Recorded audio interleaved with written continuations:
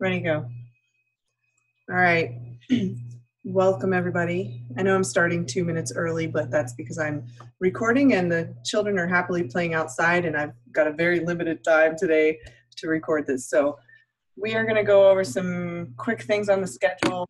I know that my schedule is slightly imperfect in terms of how I placed, let me scroll real quick,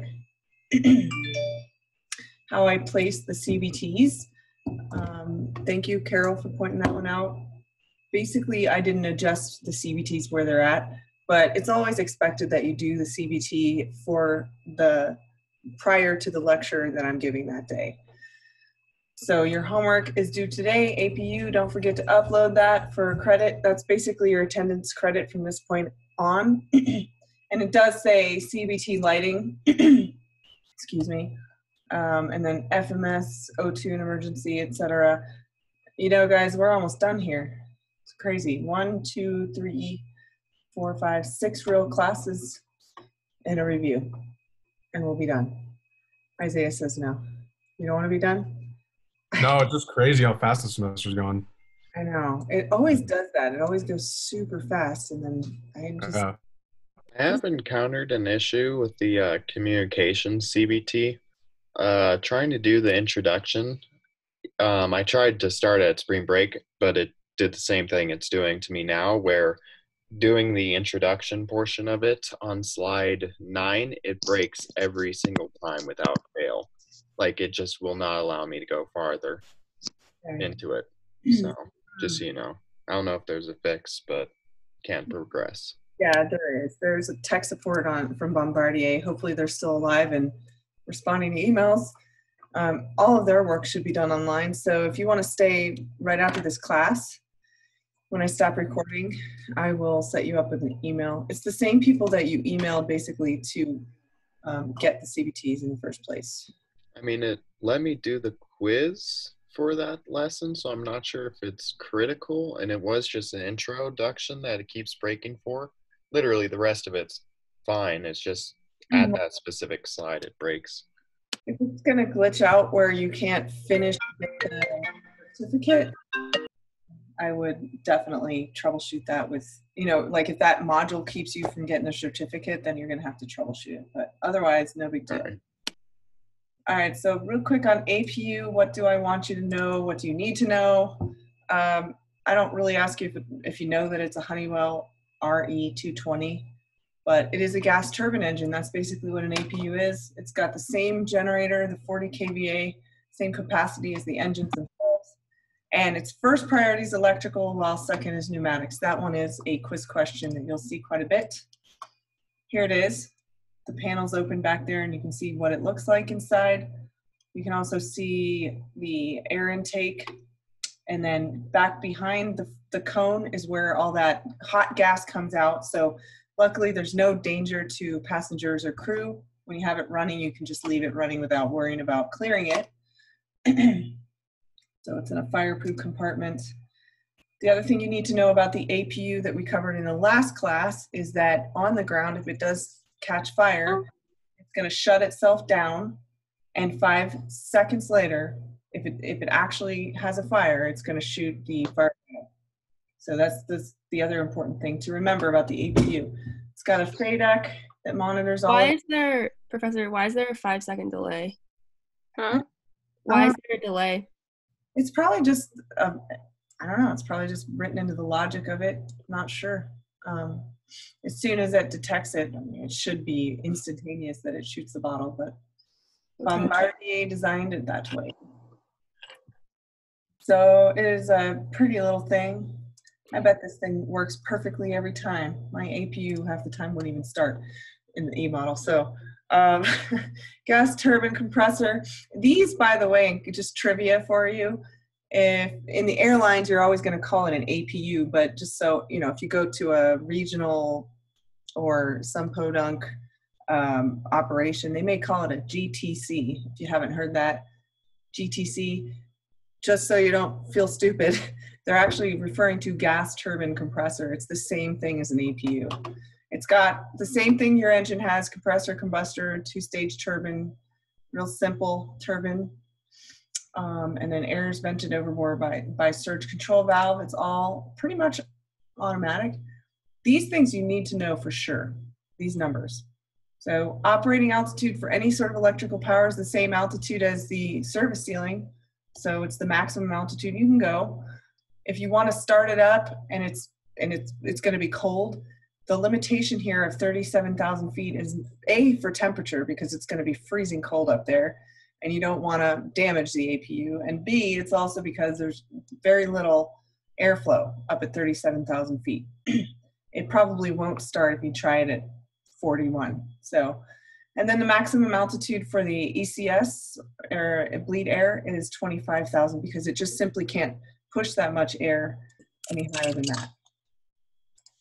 So if you want the APU to pressurize your packs and create enough pressure to be at 8,000 feet, like the FAA mandates, you got to get below 25,000. The intake door's on the right side of the tail, and the ECU, like I said, it's the brains. It controls the position of that door. It's either open, closed, or dash. Right here, it's telling you it's open. Your ECU gauges. If it's how come it's restricted to 220? Anyone know? Who's done the CBTs? Who can I pick? James, how come it's restricted to 220? I remember this question, but I don't remember. Is it? It doesn't say anywhere why. No, it doesn't. It's just because of the pressure incoming to the door.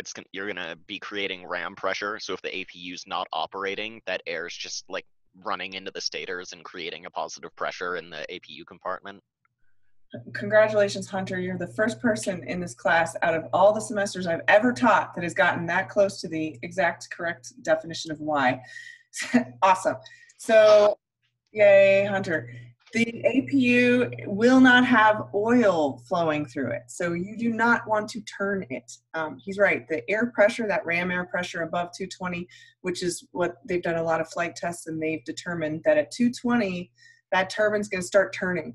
And if it's not on and there's no oil flowing through it, you're going to damage it. In fact, you could damage it so much without oil running through it that you could set it on fire. So if you don't know where that door position is, you're restricted to 220. I would stay far away from 220. I'd get on the ground if this happened.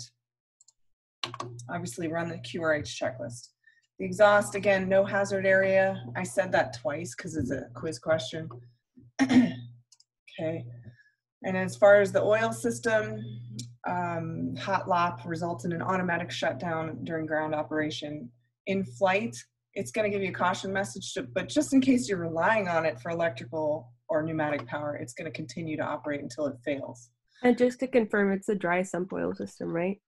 I'm not sure. I think the CBT said it's wet sump somewhere in there. I have to Usually you don't use wet sump on like airliners though. You use wet sump on like a Cessna 172. Like, yeah, I'd have to go look that up in the CBTs. I'm not actually sure. It's not been in any of our material that I've looked at. So okay, just wondering. Good question though. And typically a wet sump that's a little more rare. It's probably a dry sump, but I'll write that down so I can look it up. As far as the oil system itself, yep, already covered that. Air oil heater exchanger, just like the engines themselves.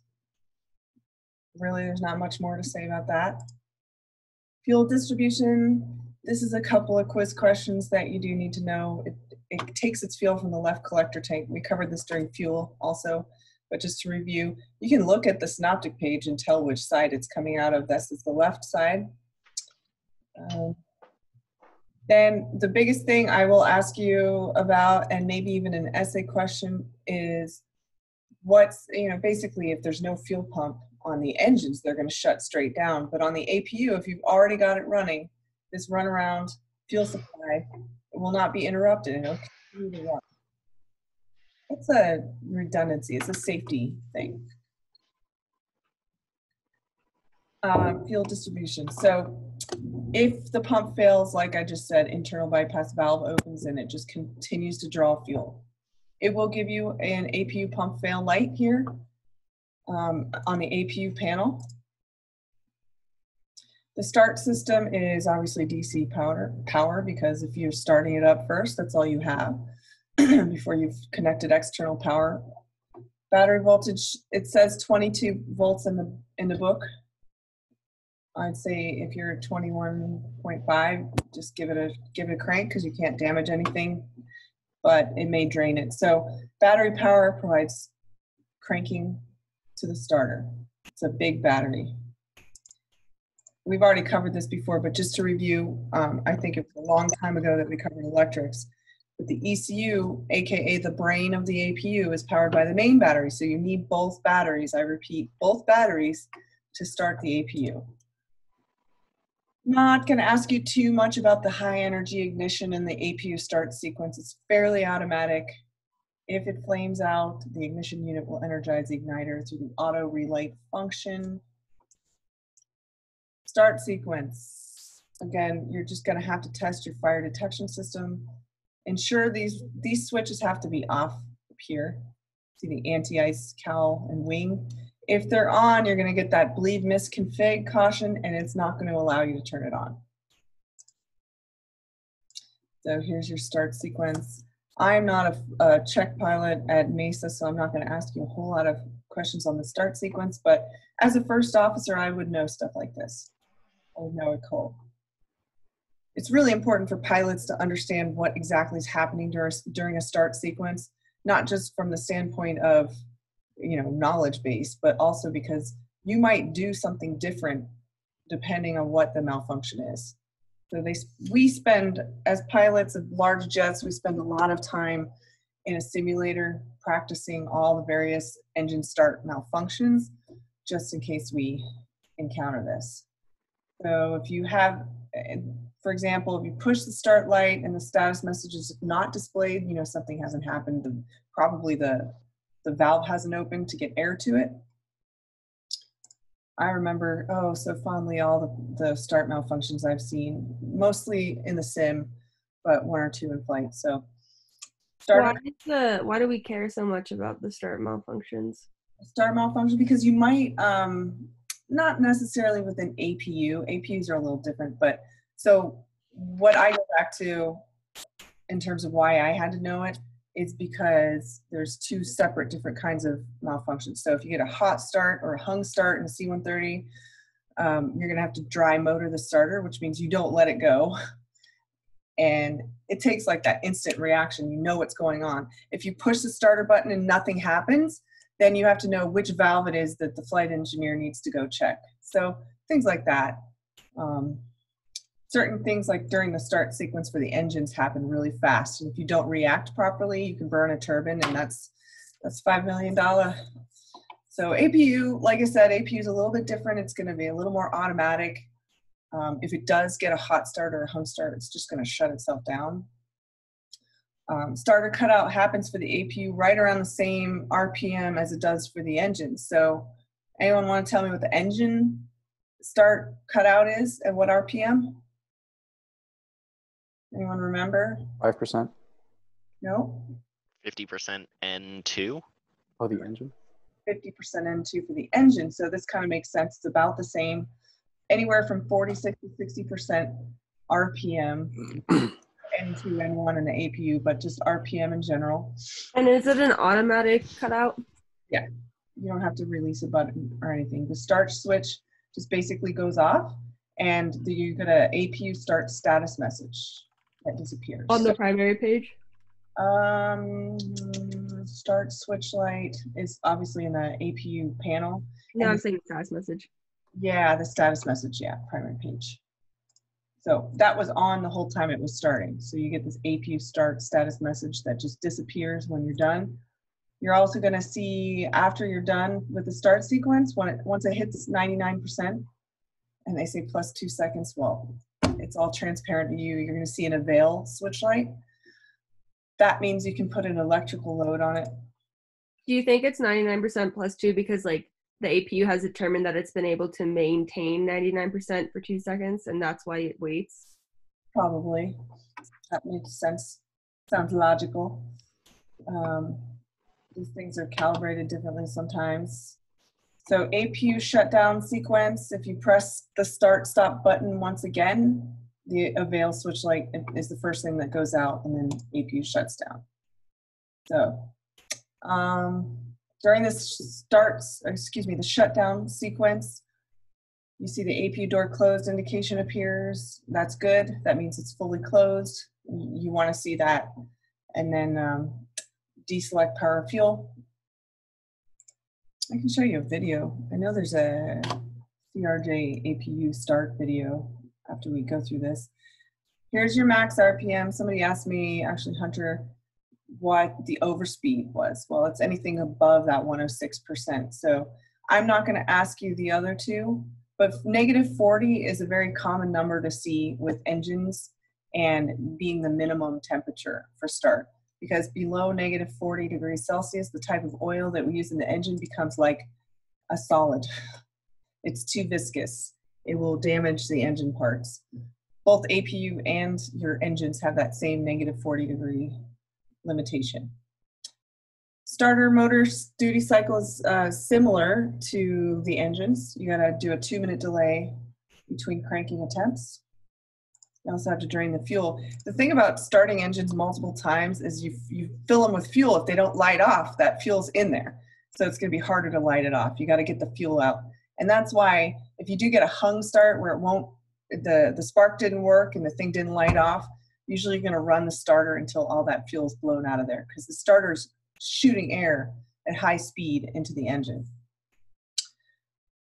APU bleed air is used for the main engines, the two that you have on your fuselage there, air conditioning and pressurization. Again, with the 99% RPM plus 2 seconds. All right, here's your two main pneumatic system controls. You got this load control valve, and both of them are controlled by the brains, the ECU. You've got a surge control valve. So it's commanded open when you're supplying electrical power at 17,000 feet or above. Okay, it just protects the APU from surges. Load control valve actually just modulates the bleed air to the 45 PSI right here. So that's what your load control valve is doing. Okay, I just said that before I even went to the slide. Scary getting this memorized. Remote shut-off locations right here. A ramper can walk up, and if they hear or see something, you know, smoke flying out the back of the APU, flames, this is a real quick way to shut the APU off. Okay. Controls and indication. This is going to be the quickest lesson we've ever done. What do we listen? Accidentally hit the remote, like is there a cover over it that you'd have to flip up and then hit it, or is it just exposed? It's underneath the panel. Can I show you the next slide? Here it is.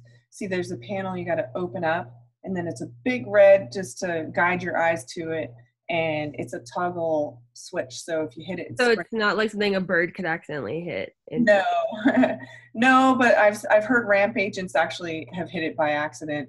You know, because it's got a little guard on it, but if you're wearing gloves and you're being clumsy, you could hit it by accident. The Mesa instructor said it's happened to him before, so no big deal. You just start it back up and yell at the ramp agent for being stupid. Just kidding. This is what your APU door looks like when it's wide open. So you can see it's quite a scoop. You got a lot of ram air going in, hint, hint, over 220 knots. You don't want that open. And then that's just your outflow valve for your pneumatic system. And so is the way to close it mechanical? Is that way to close that? Is it like a mechanical mechanism that if you press the button, it will mechanically close, or? It's correlated with your APU starting and APU stopping. So it's all controlled by the electronic control unit, or the ECU. So if I turn off the APU, the ECU will automatically close that? Correct. Yeah. If it doesn't, then there's a problem. Here, anyone ever seen anything like this? I hadn't before. Interesting. It's called a gang drain. It's a gang of drains. One of them is oil, one of them is just water. It comes from a variety of places, but if you want a little trivia for your future check ride as a regional pilot, there's a gang drain for you. There's going to be some drips underneath it. normally. So if you see a puddle, no bueno. But if there's a couple of drips under that, no problem. Here's your controls and indications on obviously your status page and your ECS page. There's an APU, RPM, and EGT over here once you start it up, and you can see the door open right now. This is normal. Okay, questions on what I'm going to ask you on the APU? Just on that, would it say door closed if you turned off the APU? Yes, it's a door closed, and while it's in transit, it's going to give you the dashes. And ultimately, it'll all disappear when the APU is gone. As far as the APU fire, you get a fire bell, and anything greater than 106, you get this oral APU. And then APU EGT, again, over temperature, shutdown limit exceeded APU. Okay. Only the overspeed has an inhibit. There's your status messages and one advisory message for you. Since we haven't looked up an MEL in quite a while, anyone feeling motivated to look up the MEL today? See what we have? No. Understood. Neither were the recruits at Mesa who were going through the training. They didn't want to do it either. They were a bunch of lazy goons. Just kidding, they weren't. So if you do have an APU fire and for whatever reason you're in flight and it happens, you select the APU fire switch light and then select a discharge. You have to discharge every bottle in flight. If I ask you, is there an automatic fire bottle that's going to explode into your engine or your APU in flight? You're going to say no. Only lavatory, right? As far as That one's a heat sensing. It's not a squib. Yeah, when I say fire bottle, I guess that terminology, I'm talking about things that shoot into engines. And your 3 engines on board would be your number 1, number 2, and APU. So. Okay. It is. I know Mesa calls it a lavatory fire bottle too. So. Good question. That's it. Unless you guys have any questions for me, it was a record. Can we do the MEL as a group? Just like watching you do it on your. Sure. Oops. Not what I want. Go back here.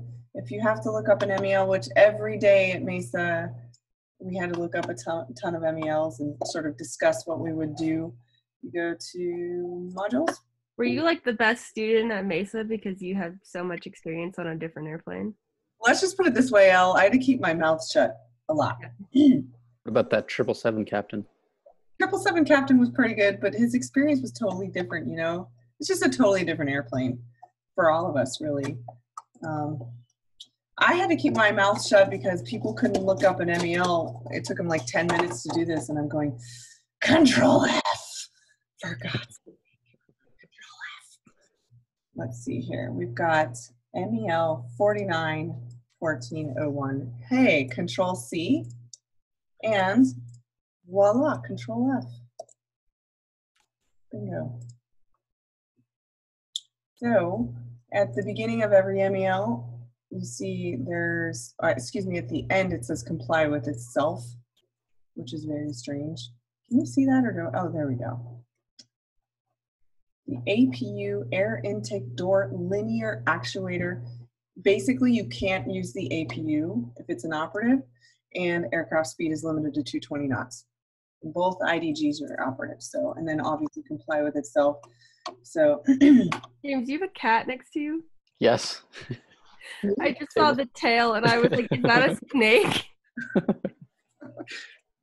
didn't see it because I don't have you guys maximized. James, go grab your cat. He's going away.